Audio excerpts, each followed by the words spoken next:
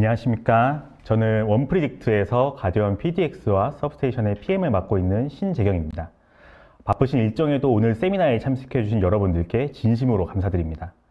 본 웨비나는 점점 가속화되는 AI의 도입 트렌드에 발맞춰 우리의 현장에서도 AI를 적용해 생산성을 높일 수 없을까 하는 분들의 고민을 가지신 분들에게 인사이트를 전하기 위해서 마련되었습니다. 2025년 산업 AI의 미래 전망과 실제 산업 현장에서 느끼는 페인포인트, 그리고 원프리딕트가 제시하는 해법까지 폭넓게 다뤄볼 예정이오니 끝까지 함께 해주시면 감사하겠습니다. 그럼 먼저 오늘 함께 해주실 두 분의 산업 AI 전문가 분들을 소개하겠습니다. 먼저 오랜 기간 산업 AI를 연구해 오신 윤병동 대표님을 연설로 모셨는데요. 산업 AI를 현장에 적용하기 위한 구체적인 인사이트를 전달하실 예정입니다. 대표님 간단하게 소개 부탁드리겠습니다. 네, 안녕하세요. 저는 원프리딕트 대표이사면서 서울대학교 기계공학부의 교수로 재직하고 있는 윤병동입니다. 반갑습니다. 네, 반갑습니다. 네, 다음은 스마트 팩토리 구축에 있어서 풍부한 현장 경험을 갖고 계신 설비 전문가이자 전문가이신 정일영 소장님을 모셨습니다. 설비 관리에 대해서 깊이 있는 이야기를 해주실 건데요. 소장님도 소개 한 번만 부탁드리겠습니다. 안녕하세요. 스마트 팩토리 연구소의 정일영 소장입니다. 저는 30년의 제조 산업의 경험을 바탕으로 스마트 팩토리와 설비 관리 쪽에 교육과 컨설팅을 하고 있습니다. 반갑습니다. 네, 반갑습니다. 네, 맥켄지에서 올해 1월에 발표한 2025 AI 리포트에 의하면 조사 기업 대상으로 92%가 향후 3년 안에 AI 투자를 확대할 것이라고 밝혔습니다. 또한 47%의 기업이 업무의 30%가 AI로 인해 변화될 것으로 예상한다고 답변했는데요. AI에 관심이 점점 높아짐을 알 수 있었습니다. 오늘 함께 해주신 모든 분들도 역시 내 현장에 AI를 어떻게 도입할 수 있을지에 대한 관심이 높을 거라고 생각되는데요. 오늘 웨비나에서 대표님께서는 현장의 PHM 기술을 비롯한 산업 AI를 적용할 수 있는 경험에 대해서 인사이트를 제공해 주시고, 소장님께서는 오랜 경험을 바탕으로 산업 AI가 필요한 현장의 페인 포인트들을 잘 이야기해 주실 거라고 기대됩니다. 과연 AI가 우리의 일터를 어떻게 점점 바꿔낼지 기대가 되는데, 오늘의 웨비나를 통해서 청중들이 유익한 힌트를 얻으실 수 있으면 좋겠습니다. 본격적인 대담에 앞서 2024년도 한 해 동안 AI에 관련돼서 가장 기억 남는 이슈가 무엇인지가 좀 궁금한데요. 제가 느낀 AI 분야에서 가장 뜨거운 주제는 바로 AGI, 일반 인공지능입니다. 인간과 유사한 사고력을 가진 AI를 의미하는데, 아직 완전한 AGI가 실현되진 않았지만 기술의 발전이 점점 가속화되면서 이 가능성에 대해서 논의가 활발하게 이어지고 있습니다. 그렇다면 현재의 AI는 어떻게 될까라고 구분을 해보자면, 챗봇이나 이미지 인식 같이 다양한 분야에서 공통적으로 활용될 수 있는 호리젠탈 AI와 금융이나 의료, 제조와 같이 특정 분야에 특화된 버티컬 AI로 나뉘고 있습니다. 이렇게 AI가 점점 우리의 현장에 구체적으로 다가오고 있는데요. 대표님께서는 작년 AI의 트렌드에 대해서 어떻게 생각하시나요? 예, 우선 오픈 AI의 기술적인 성장이 가장 큰 변화였다고 저는 보고 있습니다. 그리고 최근에 잘 아시는 중국의 딥시크와 같은 또 신흥 AI 업체들이 속속 등장을 하면서 이 시장이 굉장히 안개 속이지만 빠르게 성장하겠다, 이런 느낌을 좀 받았고요. 두 번째는 이런 이제 AI 인프라와 엔비디아의 하드웨어 인프라가 이 결합을 하면 미래에는 엄청난 시너지가 만들어질 수 있겠다라는 생각이 듭니다. 저도 오늘 아침에 출근하자마자 약 1시간 동안 이제 챗GPT 갖고 제 업무 생산성을 높이는 작업들을 좀 했었는데요. 이런 이제 오픈 AI의 챗GPT는 흔히 이제 허리존탈 AI 또는 제너럴 AI라고 부릅니다. 제 생각에 해당 시장은 오픈 AI, 구글 AI, 메타 등 이런 글로벌 기업들에 의해서 이미 충분의 게임은 끝나지 않았나, 이렇게 저는 생각이 들고요. 자, 그렇다면 우리는 무엇을 더 잘할 수 있을까? 그런 관점에서 저는 이와 대비되는 AI 영역을 좀 꼽고 싶습니다. 그게 이제 버티컬 AI 영역인데, 이는 이제 특정 산업 도메인에 적용되는 AI 기술이라고 보시면 됩니다. 예를 들면 인더스트리얼 AI, 헬스케어 AI, 파이낸셜 AI, 에듀케이션 AI 등이 이제 여기에 포함되고요. 이 중 이제 저와 여기 계신 분들이 관심을 갖는 영역이 바로 인더스트리얼 AI라고 저는 생각을 합니다. 그래서 오늘은 전반적으로 인더스트리얼 AI의 어떤 방향성, 또 그걸 가기 위해서 여러 가지 도전 과제들이 있을 거고요. 그리고 산업적인 효과나 사례 위주로 이야기를 나누는 좋은 자리가 됐으면 합니다. 네, 좋은 말씀 감사합니다. 그러면 소장님께서는 작년 AI 트렌드에 대해서 어떻게 생각하시나요? 예, 저는 작년은 2023년도에 이제 연장성장에 있지 않았나 싶어요, 기술적으로는. 그러다 보니까 많은 곳에서 윤리, AI에 대한 윤리라든지 보안이라든지 인재 부족에 대한 부분이 이슈가 좀 나왔던 것 같고요. 기업체, 산업체에서 보면 약간 부조화적인 그런 면이 있었던 것 같아요. 왜냐면 현장은 머신러닝이라든지 그 이전에 인지형 그런 AI에 어떻게 보면은 비중을 좀 많이 이렇게 가야 되는데도 불구하고 생성형 AI가 나오는 바람에 완전히 그쪽으로만 이렇게 쏠리는 약간 어떻게 보면 부조화적인 부분이 좀 이슈가 아니었나 생각합니다. 맞습니다. 뭐 한 해 동안에 이렇게 다양한 이슈가 있었다는 점에서 굉장히 흥미롭다고 생각이 드는데요. 사실 이 참여해 주신 여러분들이나 아니면 연사분들도 이 중에서 특히 산업 AI 부분이 굉장히 좀 관심 있어 할 포인트인 것 같습니다. 그렇다면 이번에는 범위를 조금 더 줄여보아서 산업 AI가 작년 한 해 어떤 변화를 가져왔을까에 대해서 알아보고자 합니다. 대표님께서는 이제 작년 한 해에 그 산업 AI에 관련해서 어떤 변화가 왔다고 생각하시나요? 제가 지난 10년을 좀 돌이켜 보면 대부분 기업들은 막연히 AI에 대한 기대감을 갖고 한번 해보자 이런 접근이 좀 많았다고 생각을 합니다. 하지만 최근에 조금 변화가 있어요. 어떤 변화냐면 회사들이 구체적인 목적성을 지금 가지고 접근하고 있습니다. 그 중 하나가 산업 내에 이제 결국 업무 생산성을 향상을 시키는 기대감을 갖고 있고요. 이와 연관돼서 이제 통계청 자료를 좀 보면 향후 25년 동안 우리나라 인구는 약 19.6% 줄어든다고 되어 있습니다. 반면 더 무서운 거는 생산 가능 인구의 감소인데 이게 31.4%예요. 이제 이거는 우리가 그냥 흘려 넘길 사안이 아닙니다. 굉장히 중요한 사안이고 우리나라와 우리 산업의 운명이 달려 있다고 봅니다.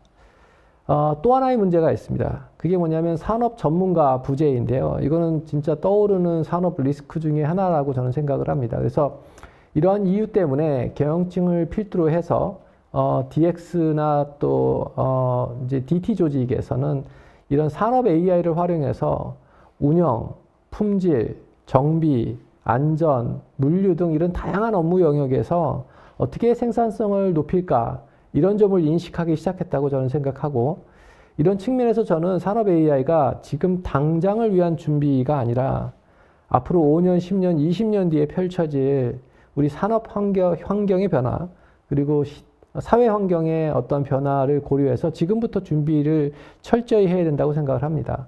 만약 이런 준비가 잘 안 된다면 대한민국의 밝은 미래를 기대하기는 어렵겠죠. 맞습니다. 저도 굉장히 공감이 가는 내용이고요. 소장님께서는 그러면 작년 한 해에 산업 AI가 가져온 변화에 대해서 어떻게 보고 계시나요? 변화보다는 이제 변화가 좀 필요한 부분을 조금 말씀을 드리면 어차피 변화라는 건 계속해야 되니까요.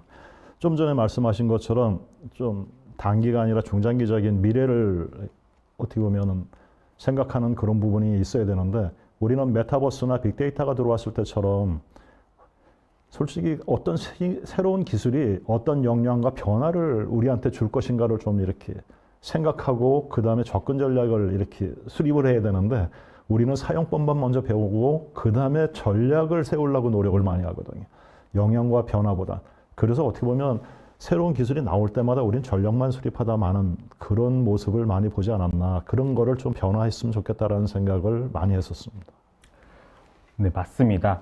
두 분 연사분의 말씀을 종합해 보면은 업무 생산성을 향상시키려고 하는 산업 AI 기술이 각광받고 있었으나 챗봇이나 이미지 인식 같이 호리젠탈 AI 기술에 초점이 맞춰져서 산업 현장에서는 조금 접근 전략을 더 고민해야 되는 한 해가 되었었다라고 좀 생각을 하고 있습니다.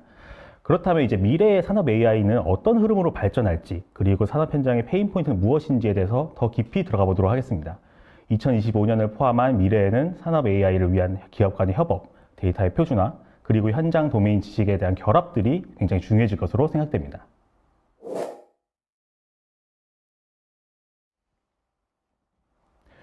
이미 산업 전반에 자동화 기술이 많이 도입되어 있다 보니 산업 AI가 적용되어 있다라고 느끼시는 분도 있으실 것 같은데요.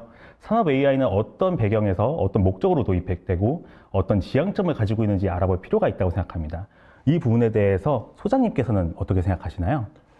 먼저 저희는 그동안 40년 동안 무엇을 했는지 한번 생각해 볼 필요가 있다고 생각해요. 그 3차 산업혁명에서 추구하는 것들이 오피스 쪽에는 전산화, 그 다음에 로컬, 현장에는 자동화 쪽을 많이 추진을 했거든요. 그런데 경영진이나 관리자 측에서 이 부분을 컴팩트화, 한마디로 해서 무인화라는 그런 부분으로 이렇게 좀 몰아가서 원가 경쟁력을 높이는 쪽으로만 이렇게 추진을 했었습니다.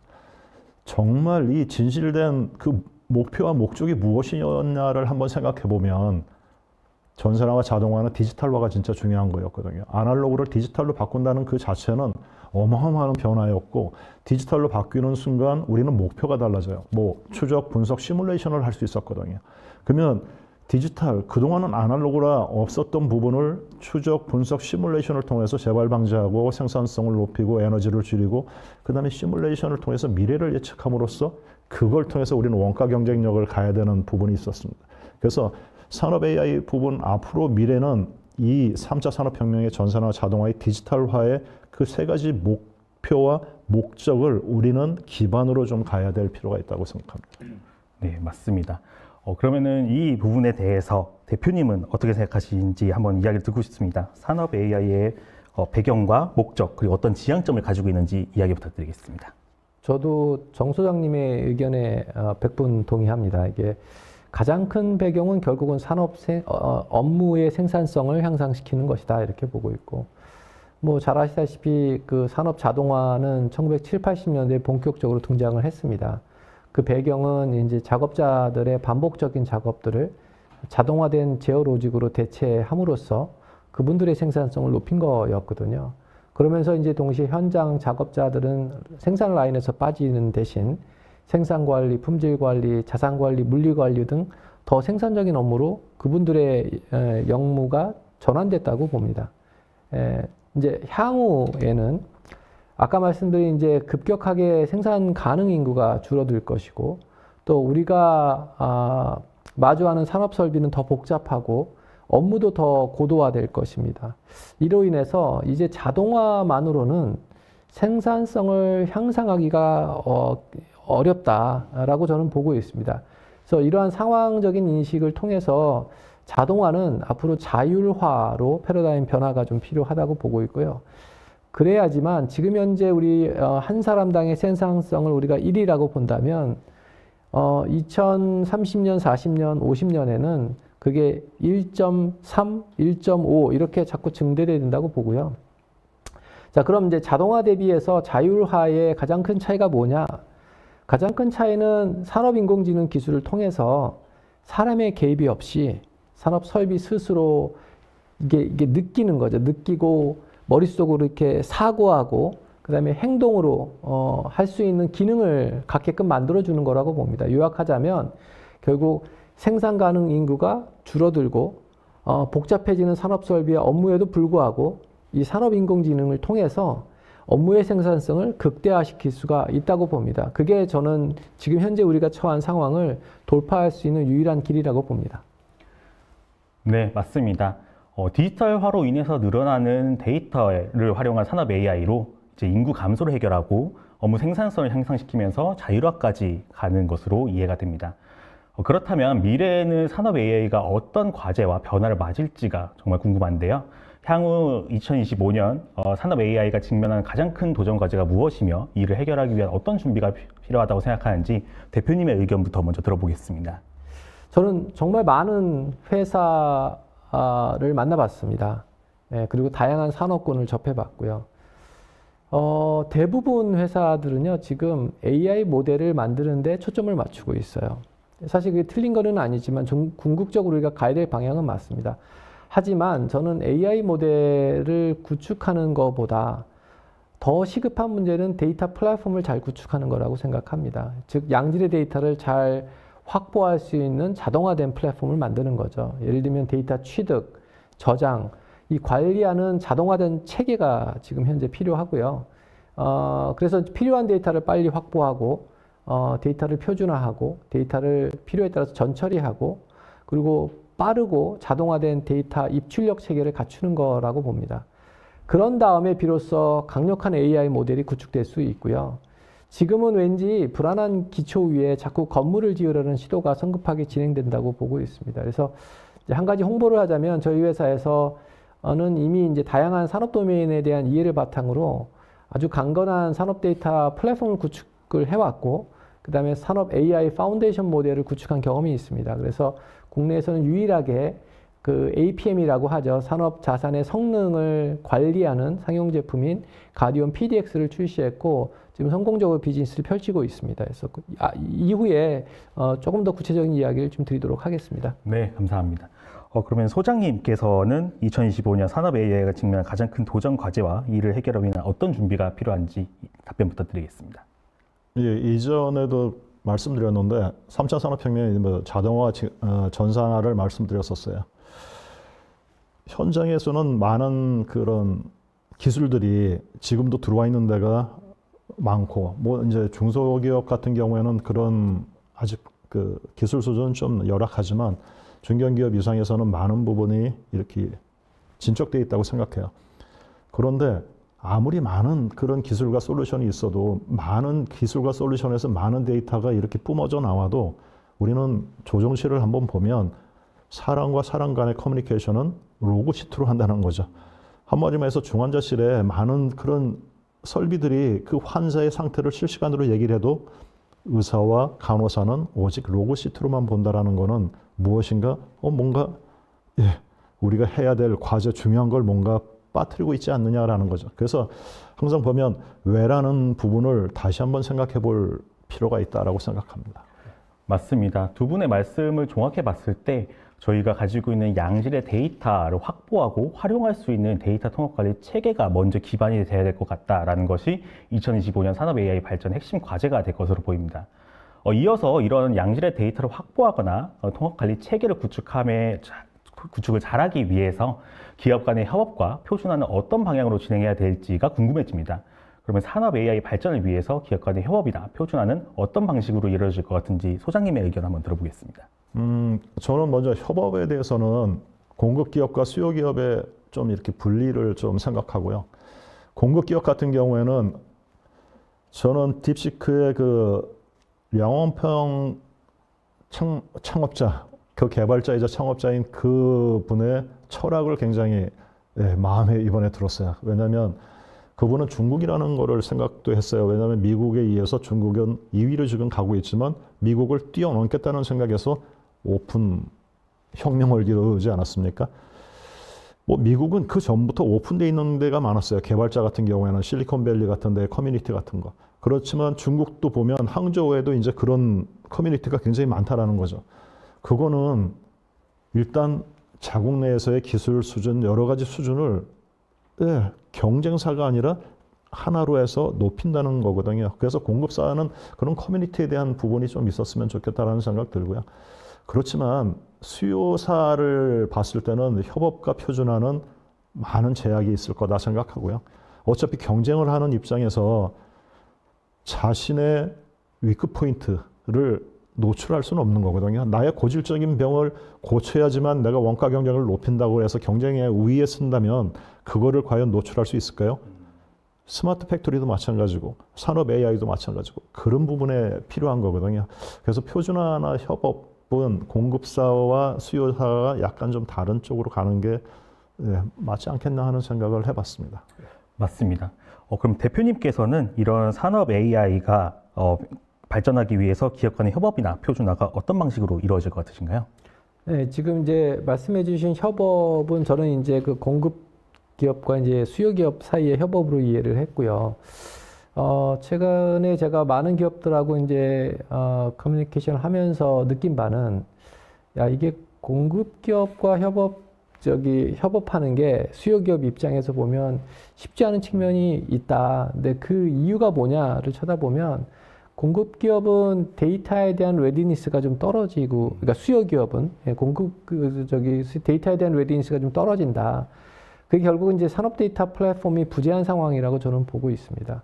그게 첫 번째고, 두 번째는 그 안에 데이터 거버넌스 체계가 좀 잘 잡혀 있어야 되는데 그런 것들이 조금 잘 안 돼 있고 그냥 획일적으로 돼 있다는 느낌이 좀 듭니다. 그래서 이 협업 체계를 좀 잘 장려하려면 아까 말씀드린 산업 데이터에 대한 플랫폼이 좀 잘 구축이 돼야 되고 그 안에 데이터의 거버넌스라든지 보안 정책, 표준화 등이 잘 정의되어야지만 결국은 이러한 이제 협업 체계가 잘 조성이 되고 그를 통해서 이제 시너지 효과를 좀 볼 수 있을 거라고 봅니다.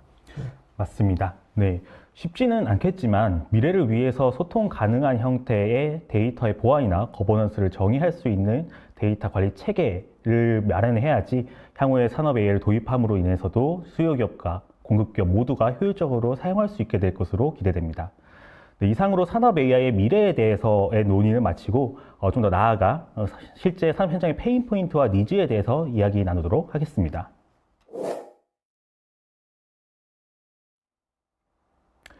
산업 AI 기술이 발전함에도 불구하고 현장에서는 다양한 어려움이 존재합니다. 성공적인 사례 도입과 도입 이후에 기대를 미치지 못했던 사례로 포함해서 실제 페인 포인트와 개선에 대한 사항에 대해서 한번 확인해 보겠습니다. 산업 AI 도입을 통해서 성공적인 효과를 거둔 대표적인 사례가 무엇일지, 이런 사례가 많지는 않겠지만 있다고 하면 소장님께서 한번 사례를 한번 소개해 주실 수 있을까요? 산업체에서 성공적이다라고 보면 어떻게 보면 오피스 쪽에서, 사무실 쪽에서는 뭐 요즘 가장 좀 이슈가 되는 RPA 같은 거 있지 않습니까? 이런 RPA 같은 경우는 예전에도 어차피 그런 알고리즘은 있었고요. 그런 알고리즘을 통해 가지고 한 부분은 있었지만 제조에 비해서 비제조는 솔직히 효과는 별로 없었어요. 그래서 그걸 성공이라고 할 수 있을까라는 간소화 이런 건 됐지만 코스트 쪽으로는 약간 퀘스천은 좀 있고요.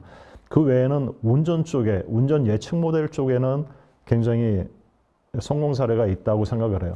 1967년 DDC가 맨 처음에 나왔을 때 그 어려움을 DDC를 만든 다이렉트 디지털 컨트롤이라는 걸 만든 사람들은 한마디로 말해서 파괴적인 기술을 얘기한 거거든요. 그래서 그 사람들이 한 5년 정도 맨 처음에 나오자마자는 실패했어요. 근데 5년 후에 DCS를 만든 거거든요. DDC가. 그 후에 DCS라는 분산 제어 시스템에서 APC, Advanced Process Control, 그 다음에 RTO, Real Time Optimization까지 가는 거는 굉장히 좋은 예측 모델을 가져가는 부분은 성공적이라고 보고요. 제가 가장 마음에 들었던 부분은 온스트림 애널라이저의 버추얼 온라인 애널라이저, 한마디로 말해서 소프트 센서라는 기술이 있어요. 그 부분은 정말 성공적인데 2007년도에 예지 버전을 처음 봤어요.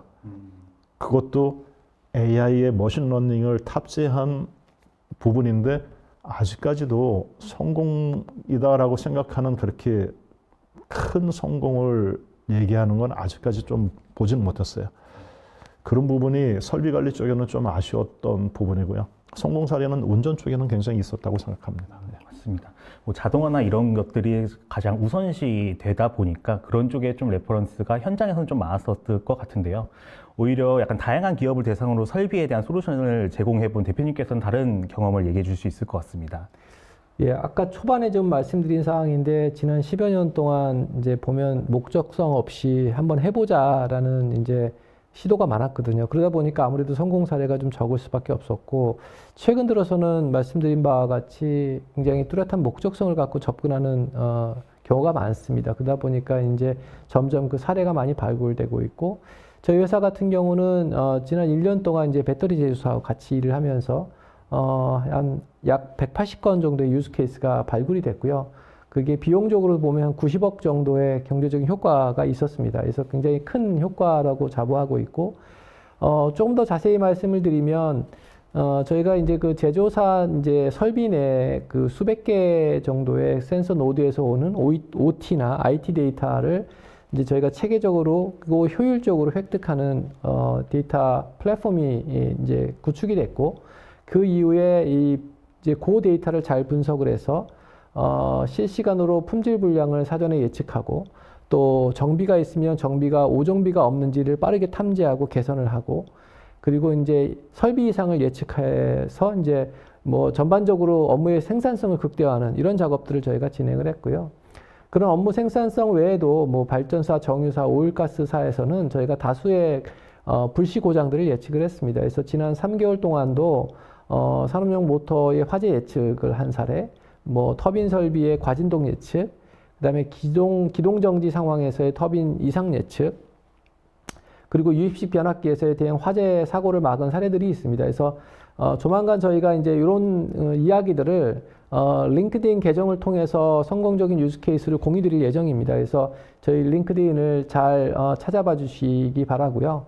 그다음에 최근에 이제 미국 법인에서도 저희 가디언 제품을 그 계약을 만들어냈습니다. 그래서 이제 조금씩 그 미국에서도 우리가 성공 사례를 들려줄 수 있는 시간이 올 거라고 봅니다. 맞습니다. 네. 두 분의 말씀을 종합해 보면 이제 공정 프로세스에 대한 자동화뿐만이 아니라 설비 관리 측면에서도 점점 산업 AI의 성공적인 효과 사례들이 나오고 있는 것으로 보이고 있습니다. 그렇다면 이런 요인은 어떤 요인으로 인해서 이런 성공이 가능했는지가 좀 궁금해지는데요. 이런 성공 사례에 대해서 공통적으로 나타나는 요인들, 특히 현장의 전문가의 참여나 조직적인 차원에서는 어떤 것이 필요한지에 대해서 대표님의 의견이 궁금합니다. 예. 일단 뭐 공급사 입장에서는 좋은 솔루션을 만들어야겠죠. 그건 기본이라고 보고요. 그다음에 수요기업 입장에서는 솔루션 도입을 해서 문제가 해결된다 이렇게 생각하시면 안 됩니다. 도입을 하는 즉시 그 다음부터는 이제 운영하고 하는 그 부서하고의 협업이 굉장히 중요하다고 좀 봅니다. 그래서 운영하는 부서에서 충분한 인력과 자원을 같이 투자하셔야 된다고 생각하고요. 그리고 도입하신 그 경영자분들께서는 공급기업과의 협업 여건을 잘 만들어 주시는 게 중요하다. 그리고 반드시 이제 ROI를 따지셔야 된다고 생각을 합니다. 그래서 일단 단계별로 보면 첫 번째는 양질의 데이터가 확보가 돼야 되겠죠. 그러면 그 얘기는 이제 데이터 플랫폼 도입에 관심을 좀 가지실 필요가 있고, 그게 잘 되고 나면 그 다음에는 산업 AI 모델을 구축을 하셔야 되고, 마지막으로는 그걸 이제 산업 전반에 걸쳐서 적용하면서 그 업무 생산성을 높이는 거에 대한 성공 사례들을 자꾸 확보하셔야 된다고 봅니다. 그래서 이것들이 가능한 게 아까 좀 전에 말씀드린 이제 가디언 PDX라고 보고, 그래서 이거는 공정의 고장과 그다음에 설비의 고장 이 두 개를 같이 바라보는 솔루션이기 때문에 어떻게 보면 국내에서는 처음 개발된 그 자산의 성능 관리 플랫폼이라고 보고 있고요. 이번 이제 3월 12일부터 14일 동안 저희가 그 스마트 팩토리 오토메이션 월드 행사가 코엑스에서 있는데 여기 그 방문하시면 아마 그 가디언 PDX에 대한 정보를 상세히 받아보실 수 있을 것 같습니다. 맞습니다. 저도 이제 그 말씀해 주신 것 중에서 솔루션을 도입 직후에 바로 이제 뭔가 결과를 보려고 한다는 것이 현장에서는 그렇게 당연히 생각하겠지만 굉장히 어려운 일이고, 이것 또한 좀 시간을 가지고서 ROI를 철저하게 분석해야 된다는 것에 굉장히 공감이 갑니다. 소장님께서는 그러면은 이 성공 사례, 현장 전문가의 참여나 조직적인 지원이 어떤 것이 필요하다라고 생각하시나요? 뭐 조직적인 지원으로 보시면 누구나 뭐 다 아는 거는 경영자의 관심과 솔직히 투자가 가장 필요한 거고요. 근데 경영자분의 그 관심 속에는 미래에 이 영향으로 해서 어떻게 변화해야 되겠다라는 그 부분이 좀 투비가 좀 같이 들어가야 된다고 생각을 하고요. 설비관리 입장에서 보면 메인터넌스 웨이 같은 거를 우리 기업에서 가져가야 되는 그런 큰 그림을 갖게끔 만들어줘야 되는 게 중요하다고 생각해요. 그냥 과제만 뽑아와라라는 게 아니라 문화화시키고 그거가 정착돼서 지속할 수 있는 그런 거가 참 중요하다고 생각하고요. 그러다 보니까 기술적인 부분에 있어서는 그 경영자의 그 마인드에도 어떤 과제 해결뿐만 아니라 지속, 그 다음에 그 기술이 5년 후에는 어떻게 발전해서 우리한테 어떤, 한마디만 해서 지금 AI 같은 경우에도 올해는 AI 에이전트 시대라고 하듯이 설비 관리도 CMMS 에이전트 같은 그런 것들이 앞으로 우리하고 같이 일을 하게 될 거다라는 그런 생각까지, 투비까지 그려야 되는 게 참 중요한 지원이 아닐까 생각합니다. 맞습니다. 네, 종합해 보면은 현장 전문가의 적극적인 참여뿐만이 아니라 조직적인 지원 그리고 문화적인 차원에서의 접근이 꼭 필요하다. 이것들이 성공의 핵심 요인이다라는 것을 알 수 있었습니다. 반면에 이런 산업 AI를 도입했지만 성과가 미흡했던 사례도 있을 것 같습니다. 이런 곳에서는 어떤 문제가 있었는지 들어보고 싶은데요. 도입 후에도 성과가 미흡했던 사례에 대해서는 주로 어떤 문제가 발견했고 그거에 대한 시사점은 무엇인지에 대해서 소장님의 의견이 궁금합니다. 예, 2010년에 석유학에 있을 때 그 예지보전 솔루션을 도입을 했었어요. 세 가지를 도입을 했었는데 뭐 메이커를 여기서 뭐 명명하지는 않고 모델링 방식 하나와 전기 해석법을 두 가지를 했었습니다. 근데 그 당시만 해도 완전 새로운 기술이었어요. 이런 새로운 기술이 도입됐을 때 가장 중요한 게 무엇이냐면 바로 하는 거거든요. 이 기술이 무엇인지를 이해하고 공감대를 얻고 그게 현장에서의 변화 관리랑 같이 이렇게 문화적으로 정착이 돼야 되는데 저희는 지식 면에서 너무 부족했던 것 같아요. 이 솔루션만 들어오면 설비 관리가 다 될 줄 알았어요. 근데 막상 도입했더니 가장 먼저 데이터가 하나도 없는 거야. 10만 설비 중에 대상이 단 10개밖에 안 된다는 거는 사전에 우리가 도대체 무슨 생각으로 이거를 도입했는지에 대한 부분까지. 예. 그래서 3년 만에 실패를 했었어요. 그래서 가장 중요한 거는 교육. 이런 기술적인 부분에 대한 교육이 정말 중요하다. 그래서 그 교육을 바탕으로 변화 관리가 중요하다라는 생각을 했었습니다. 그래서 시사점이 그거였던 것 같아요. 바로 알면 바로 우리가 왜라는 걸 통해서 우리가 부족한 걸 통해서 이거를 갈 수 있는데 그걸 모르면 가다 보면 이게 아닌가 보다 하는 그런 회의가 지금 스마트 팩토리랑 비슷한 그런 회의가 또 있을 것 같다는 생각을 합니다. 조금 더 이제 정리를 해보면은 좀 더 목표를 가지고서 이제 명확한 이제 도입을 했어야 되는데 무분별하게 이게 좋은 기술인 것 같다 해서 도입하게 되면은 실패로 돌아갈 수 있고 그리고 이거에 대해서 교육이나 좀 더 후에 활용할 수 있는 방안이 좀 마련되어야 될 것 같다라는 내용인 것 같습니다. 대표님께서는 산업 AI 도입 이후에 성과가 미흡했던 사례에는 어떤 문제가 있고 어떤 시점이 있다고 생각하시나요? 저도 뭐 생각이 굉장히 유사합니다. 그 정 소장님 의견에 동의하고요. 사실 이제 가장 큰 문제는 도입 후에 관심이 없는 거죠. 도입은 해놓고 정작 잘 사용하지 않고 관심을 안 가지는 게 가장 크다고 보고 있고요. 그래서 이제 이걸 잘 되려면 결국은 이제 수요 기업도 투자를 하셔야 된다. 그다음에 이제 두 번째는 데이터 준비가 안 돼 있는 경우가 많습니다. 아까 말씀하신 것처럼 뭔가 기둥은 설치가 됐는데 파운데이션이 없다 보니까 바로 허물어지는 상황이 오는 거죠. 그리고 또 간혹 그런데 경영진 분들이 너무 조급하실 수도 있어요. 그런 것도 저희가 조금 경계해야 되는 부분이고, 그다음에 마지막으로는 과거에 실패했던 경험을 하신 분들이 계세요. 근데 그것 때문에 안 될 거라고 치부해버리는 이런 어떤 선입견들. 사실은 실패 없이 성공할 수가 없습니다. 그래서 이런 실패를 좀 교훈 삼아서 어떻게 내가 또다시 실패하지 않게끔 좀 레슨 런드 프로세스를 좀 가지고 성공으로 만드는 노력들이 필요하다고 보고, 그를 위해서는 좀 열린 마음으로 이런 새로운 시도들을 좀 하실 필요가 있다. 근데 그러려면 아까 말씀드린 것처럼 데이터도 준비가 돼야 되고, 그 다음에 충분히 그 이해를 해야 되고, 그리고 도입 후에 관심을 가져주셔야 된다. 이렇게 생각합니다. 맞습니다. 두 분의 말씀을 좀 종합해 보면 기술의 부족이 아니라 운영에 대한 전략적인 부재, 아니 목표에 대한 부재가 가장 큰 원인일 것 같고, 이후에 도입이 돼서라도 이제 관리에 대한 체계나 교육이 좀 미흡했던 것이 주요 원인이라고 좀 생각이 듭니다. 이와 같이 현장의 페인 포인트를 어떻게 이제 원필드를 해결해 나갈지에 대해서 이야기 한번 해보겠습니다.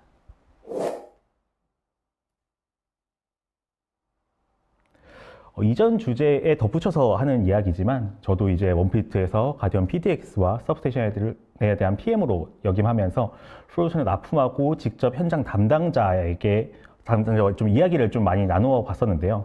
한 번의 도입으로서 현장에서는 당연히 끝나지 않은 것 같습니다. 당연히 장기 운영하고 지속적인 업데이트를 통해서 도메인 지식과 의주부 체계를 결합한 통합적인 접근이 좀 필요하다라고 생각합니다. 이에 대해서 두 전문가 분들의 의견이 좀 궁금한데요. 산업 AI 솔루션을 도입 시 가장 먼저 고려해야 될 사항과 전통적인 설비 관리 방식과 AI를 결합한다고 했을 때 이를 어떻게 해야 되는지에 대해서 대표님의 의견부터 먼저 들어보겠습니다. 네, 일단 그 설비 관리 관점에서 좀 쳐다보면 그 전통적인 방식은 잘 아시는 이제 뭐 corrective maintenance 사후 관리, 그다음에 preventive maintenance에서 이제 예방 보전, 예방 관리 뭐 이런 것들이 있고요. 그다음에 이제 새로운 방식들이 condition based maintenance에서 상태 기반으로 정비하는 거, 그리고 최근에 이제 각광을 받고 있는 predictive maintenance에서 예지 보전 이런 것들이 있죠. 가장 이제 좋은 방식은 워낙 플랜트라든지 또는 팩토리들이 거대한 이제 장치로 이루어져 있기 때문에 어떤 획일적인 정비 방식으로 이거를 다 관리할 수가 없습니다. 그래서 흔히 이제 이러한 전통적인 방식과 새로운 방식을 잘 융합을 해야 되는데 그걸 전문적으로 이제 Reliability Centered Maintenance라 해서 RCM 방식이라고 부르고 있습니다. 그래서 예를 들면 그 설비 관리 측면에서의 우선순위가 있을 거고 그거에 따라서 우선순위가 높은 것들은 CBM 아까 이제 Condition Based Maintenance나 Predictive Maintenance를 적용하셔야 되고 그런 우선순위가 좀 낮은 고장이 나도 당장 그렇게 큰 불편이 없거나 또는 낭비가 없는 그런 설비군에 대해서는 전통적인 방식인 이제 CM이나 PM을 적용하는 게 바람직하다고 봅니다. 네, 그럼 소장님께서는 이러한 산업 AI 솔루션을 도입할 때 가장 먼저 고려해야 될 사항과 전통적인 관리 방식과 AI를 어떻게 결합할지에 대해서 이야기 부탁드리겠습니다. 설비 관리를 봤을 때 새로운 기술이 들어와서 안정화되고 문화화되는 데는 시간이 좀 걸려요. 그런데 이제 그것만 바라보고 있다가는 안 되는 게 무엇이냐면 저희는 지금 설비 관리라는 그 자체에서의 그 포커스가 맞고 우리는 그 체계화가 돼 있느냐를 한번 볼 필요가 있다고 생각하거든요. 설비 관리가 쫓는 게 무엇입니까? 라고 물어보면 다 페일리어 쪽, 고장이라는 얘기를 많이 하는데 설비 관리가 쫓는 건 고장이 아니라 폴트, 결함이거든요. 결함이 발전하면 고장까지 가는데 그 고장 전에 결함이라는 걸 설비 관리에서는 관리를 하기 위해서 예방 보전이라는 걸 해요.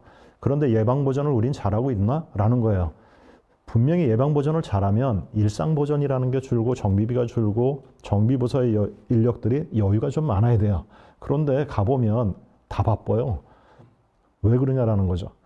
그런 부분에서 우리는 무엇이 잘못되어 있는지부터 우리가 무엇이 부족한지부터 보고 새로 들어온 기술은 시간이 걸리면서 문화화해야 되니까 병행해서 지금 있는 체계, 제도 이런 부분을 다시 한번 이렇게 리빌딩하는 그런 것들이 지금 좀 고려해야 되지 않나 싶은 생각이 들고요.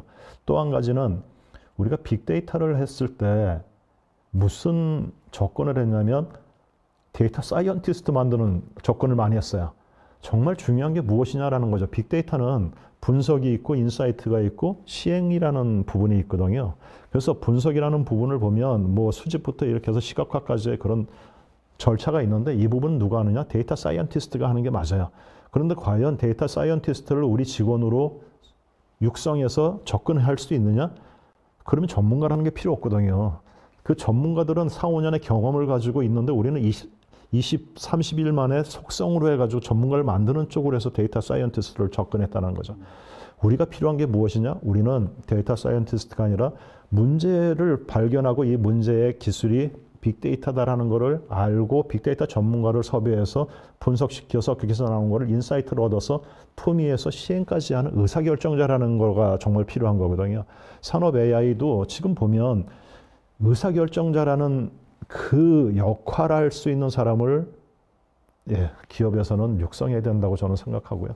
그 사람이 정말 미래를 위해서 보고 미래에 대해서 뭔가 액션을까지 이렇게 취할 수 있는 사람이니까 가장 중요한 일이 아닌가 싶은 생각이 듭니다. 네, 저도 굉장히 공감이 가는 부분인데요. 양질의 데이터를 통해서 정량적 의사결정과 솔루션의 인사이트를 믿고 의사결정을 수행할 수 있는 제도, 이런 것들을 바탕으로 문화가 형성이 되어야지만 비용 효율적인 설비관리 체계가 구축이 되고 생산성이나 업무 효율성 향상이 이루어질 수 있을 것이라고 생각이 됩니다.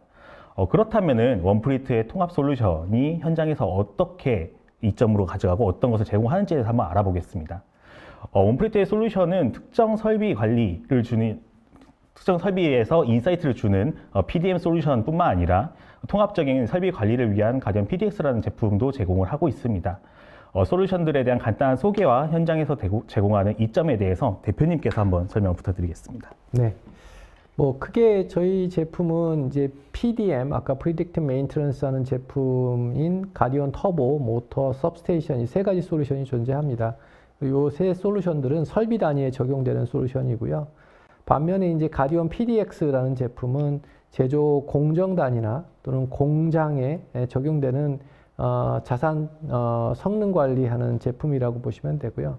일단 PDM 제품을 간단하게 소개해드리면 터보는 대형 회전기기의 이상을 모니터링 진단 예측하고 동시에 이제 이상이 발생 시에 전문가 수준의 원인과 처방을 드리는 제품입니다. 이거는 이제 진동 데이터와 운전 데이터를 같이 병행해서 저희가 활용을 하고 있고요. 이걸 통해서 이제 현장 설비 관리자 전문가들의 의사결정을 돕는 데 큰 역할을 수행하고 있습니다. 그리고 국내 공공 민간 발전사뿐만 아니라 다수의 정유 석유화학 회사들에서 활용 중에 있고, 참고로 2년 전에 저희 솔루션 다수를 이제 공급받은 회사가 요번에 확대하기로 결정하셔서 어제 계약을 진행을 했습니다. 그래서 그런 사례도 있고, 모터는 인덕션 모터하고 서버 모터 대상으로 저희가 모니터링 진단 예측하는 제품이고, 아까 정 소장님께서 말씀해 주셨는데 현장 공무 엔지니어의 업무 생산성을 높이는 솔루션이라고 보시면 됩니다. 그리고 최근에는 미국 최대 정유사인 모티바의 공급 계약을 저희가 이뤄냈고요. 이외에도 이제 산업용 가스 최대 회사인 미국의 에어 프로덕스라는 회사에도 저희가 공급 계약 진행 중에 있습니다. 그리고 सब스테이션은 이제 유입식 변압기를 대상으로 이제 모니터링 진단 예측 처방까지 제시하는 솔루션이고요. 이게 이제 불시에 고장 나는 걸 예방하는 그 플랜트 예방해서 플랜트나 이런 팩토리의 대규모 정전 사태를 막는 굉장히 그 미션 크리티컬한 솔루션이라고 볼 수 있고요. 지금은 미국 그 퀄러트롤이라는 이제 글로벌 회사하고 파트너십을 맺고 있는 중에 있습니다. 그리고 동시에 이제 미국 에어 프로덕스하고 현재 POC 진행 중에 있고요. 반면 이제 PDX라는 제품은 공정이나 공장 단위에 적용되는 APM 솔루션입니다. 그래서 이거는 멀티모달한 그 IT 데이터와 OT 데이터를 저희가 획득을 하고요. 그걸 산업 AI 모델을 붙여서 통합적으로 데이터를 분석하고 그래서 아까 말씀드린 이제 공정의 고장이나 또는 설비의 고장을 잘 빠르게 판단을 해서 의사결정을 선제적으로 함으로써 업무 생산성을 극대화하는 그런 솔루션이라고 보시면 됩니다. 그래서 뭐 이 정도로 제가 설명을 마치도록 하겠습니다. 네. 아마 들어와 계신 모든 분들이 이 가디언 PDX라는 제품에 대해서 좀 관심이 많으실 것 같습니다. 이 가디언 PDX라는 솔루션은 도메인 지식과 AI 기술 그리고 CMMS의 강점을 결합해서 산업 자산과 공정 관리 혁신을 실현하는 핵심 솔루션임을 알 수 있었는데요.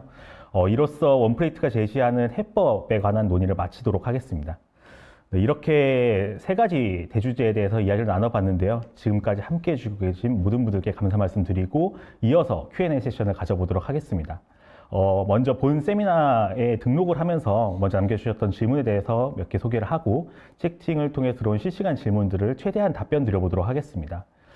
Q&A를 시작하기 이전에 작은 홍보 하나 하자면 2025년 3월 12일부터 14일까지 서울 코엑스 전관에서 열리는 스마트 공장 자동화 산업전 AW2025의 원플리트도 참가하여 더 발전된 솔루션을 선보일 예정입니다. 동시 진행되는 산업진흥화 컨퍼런스와 AI 제조 혁신 포럼에도 참가를 하고 원플리트와 개별 세미나도 진행할 예정이니 많은 관심과 방문 부탁드립니다.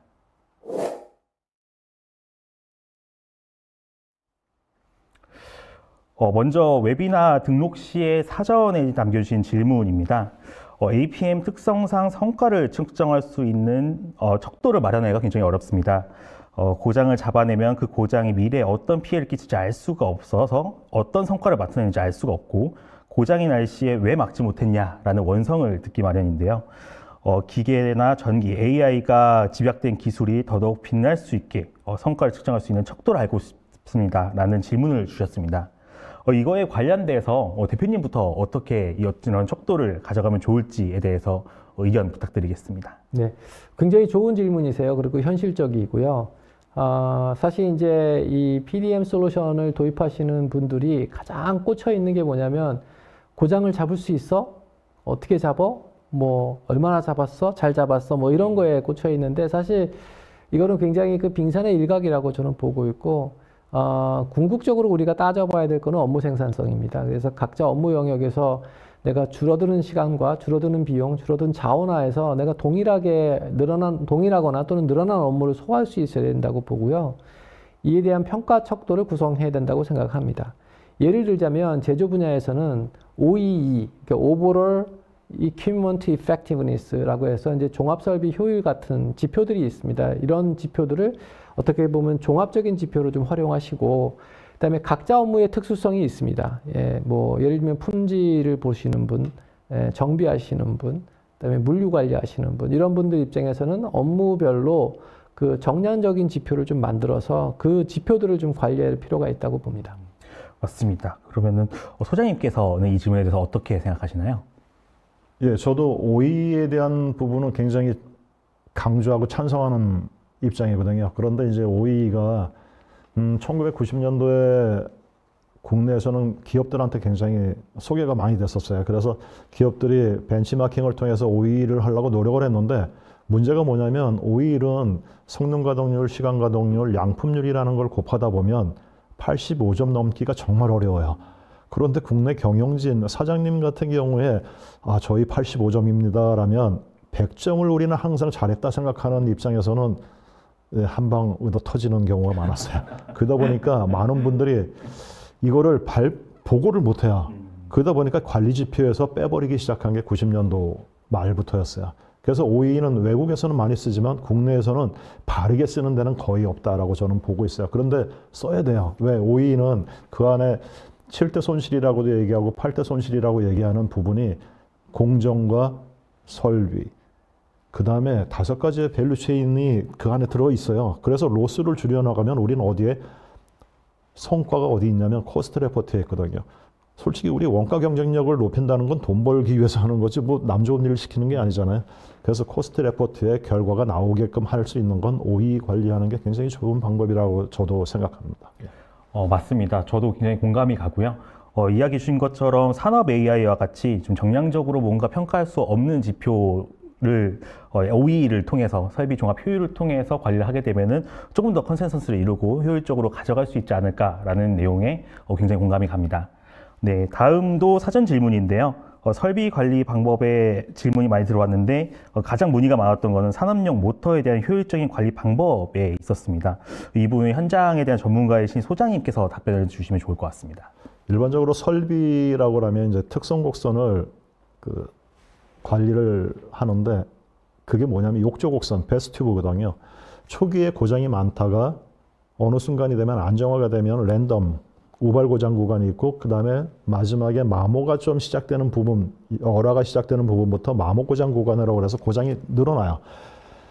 그런데 가장 중요한 모터 쪽은 이 초기 고장 구간에 영향을 많이 받는다라는 거죠. 그래서 그때 가장 큰 영향이 작업자 미숙이라는 부분이 가장 심하기 때문에 크기 때문에 어떻게 하든지 교육이나 그런 부분이 들어가야 되는데 지금 우리나라의 그 제조 산업을 보면 경험자들이 많이 퇴직하는 그런 추세거든요.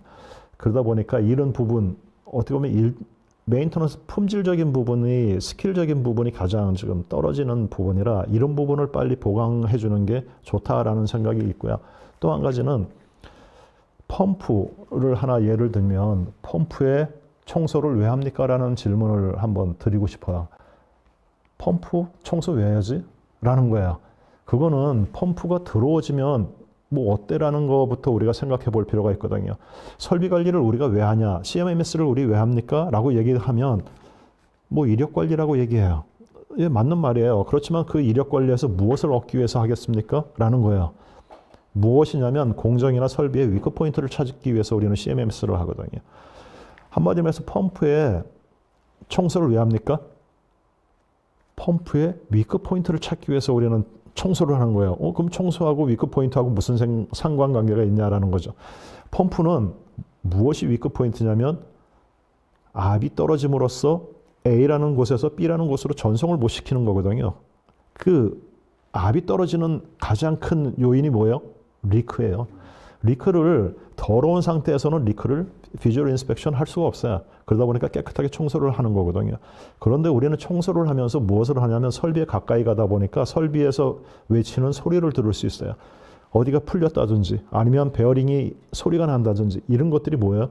가까이 가지 않으면 발견할 수 없는 거거든요. 이런 기본적인 조건에 우리가 어떤 기본적인 정비 활동을 우리가 잘 해야지만이 산업용 모터를 정말 잘 관리할 수 있고 페일리어가 아니라 폴트를 사전에 우리가 발견할 수 있다고 생각합니다. 맞습니다.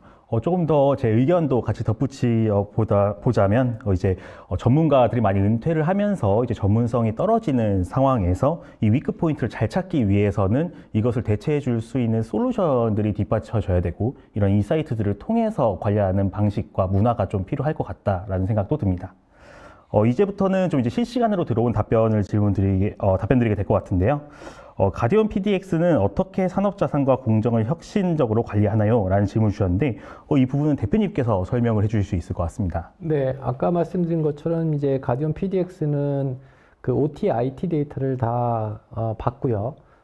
그 데이터를 이제 함께 분석을 합니다. 과거에는 이제 뭐 진동이나 전류만 많이 봤다면 지금은 PLC나 MES 단에서 올라오는 데이터들도 함께 분석을 하는 거죠. 그래서 제조 상황에 대한 인식을 좀 같이 하는 거고요. 이제 그걸 하다 보면은 당연히 설비에 대한 고장만 보는 게 아니라 공정에 대한 고장도 같이 관심을 가질 수밖에 없습니다. 그래서 이 두 가지는 또 뗄 수 없는 관계이기도 하고요. 그래서 결국은 이제 사람으로 치면 제가 심혈관 질환이 있다. 이거를 뭐 혈압과 맥과 이런 걸 가지고 좀 볼 때 어떤 특정 트레이쇼를 걸어놓고 심혈관 질환이라고 이제 저희가 판정을 내린다면 사실은 이 획일적인 어떤 기준을 갖고는 이 심혈관 질환을 알아내기가 어렵습니다. 제가 운동을 하느냐 아니면 걷고 있느냐 아니면 쉬고 있느냐에 따라서 이 트레시홀 자체가 다르게 잡혀야 되거든요. 그 얘기는 운전 조건을 알지 못하면 사실은 정확하게 설비 고장을 알 수가 없고 또 그 반대의 경우도 마찬가지라고 생각합니다. 그래서 PDX는 그런 측면에서 OT, IT 데이터를 같이 쓰고 또 그거를 저희가 갖고 있는 그 파운데이션 AI 모델을 가지고 굉장히 정확하게 잘 분석할 수가 있습니다. 거기에서 이제 아마 저희가 갖고 있는 차별성이 드러난다고 이해하시면 되겠습니다. 네, 감사합니다. 생각보다 좀 시간이 빨리 흘러서 이게 아마 마지막 질문이 될 것 같습니다. 마찬가지로 채팅창에서 올라온 질문인데요. 현재 원프리딕트는 어떤 프로젝트를 진행 중이고 최근 성과가 무엇인지 궁금합니다. 라는 질문 남겨주셨습니다. 이 부분도 아마 대표님이 설명이 가능하실 것 같은데요. 네. 뭐 일단 그 모터 सब스테이션 아까 말씀을 드렸고요. 최근에 저희가 중점적으로 보고 있는 건 PDX하고 터보 솔루션입니다. 아무래도 터보는 발전사, 정유사, 석유화학사 이런 데서 많이 이제 쓰고 계시고 PDX는 최근에 디스플레이, 철강 또는 그런 제조사를 비롯해서 이제 방산이나 철도 등 다양한 산업군에도 저희가 공급을 지금 진행하고 또 노력을 하고 있습니다. 그래서 거기에 더불어서 그 아까 이제 미국 법인에서도 저희 오거닉하게 저희 가디언 모터, सब스테이션 이런 매출들이 발생을 하고 있고 굉장히 이제 회사의 분위기는 나름 굉장히 좋습니다. 그래서 이제 이런 것들이 아마 빠르게 그 우리나라뿐 아니라 미국 시장에서도 우리 제품과 기술력이 증명되고 그걸 통해서 미국 시장에서 우리 그 비즈니스의 성장을 좀 앞으로 좀 기대할 수 있지 않을까 이렇게 생각합니다. 네. 많은 관심을 가져주십시오. 네, 감사합니다. 네, 많은 분들이 관심을 갖고 질문을 남겨주셨지만 시간 내에 다 다루지 못한 점 좀 양해 말씀 부탁드리겠습니다. 짧은 시간이었지만 답변을 통해서 조금이나마 궁금한 부분이 해소되었길 바랍니다. 이것으로 Q&A 세션을 마치고 웨비나를 마무리하고자 합니다. 오늘 세미나에서는 2025년 산업 AI에 대한 방향과 실제 현장의 페인 포인트, 그리고 원플리트가 제시한 해법에 대해서 폭넓게 다루었습니다. 대표님과 소장님께서 귀한 말씀 전해주셨기 때문에 산업 AI가 단순 자동화를 넘어서 설비 관리와 예지 보전, 그리고 효율에 대한 극대화까지 기여할 수 있음을 알게 되었습니다. 두 분의 소감이 좀 궁금한데요. 대표님부터 간단한 소감 한번 말씀해 주실 수 있을까요? 오늘 정말 많은 분들이 오셨다고 들었습니다. 그래서 일단 이렇게 귀한 시간 내주셔서 감사드리고요. 또 많은 분들이 오신 만큼 저희가 최선을 다해서 준비했고 아마 제가 갖고 있는 경험과 그다음에 지식들을 좀 공유할 수 있어서 너무 좋았던 시간이었습니다. 그리고 또 옆에 계신 정 소장님의 어떤 실제 실무적인 이야기들을 엿볼 수 있어서 그것도 많은 배움의 기회가 됐고, 또 여기 참여하신 분들의 좋은 질문들 때문에 또 한층 배울 수 있는 시간이 됐습니다. 감사합니다. 네, 소장님께서 간단한 소감 한마디 부탁드리겠습니다. 예, 산업 AI하고 이제 설비 관리에 관심과 열정이 많다라는 거에 대해서 놀랐고요. 이 분야에서 일을 하고 있는 제 자신이 좀 더 노력해야 된다는 생각을 했습니다. 예, 감사합니다. 네, 바쁘신 와중에도 참여해주신 모든 분들께 진심으로 감사드립니다. 다시 한번 짧게 안내드리겠습니다. 2025년 3월 12일부터 14일까지 서울 코엑스 정관에서 열리는 스마트 공장 자동화 산업전 AWS 2025에 원피드 참가하여 더욱 발전된 솔루션을 보일 예정입니다. 많은 관심과 방문 부탁드립니다. 네, 이상으로 웨비나를 마치도록 하겠습니다. 네, 감사합니다.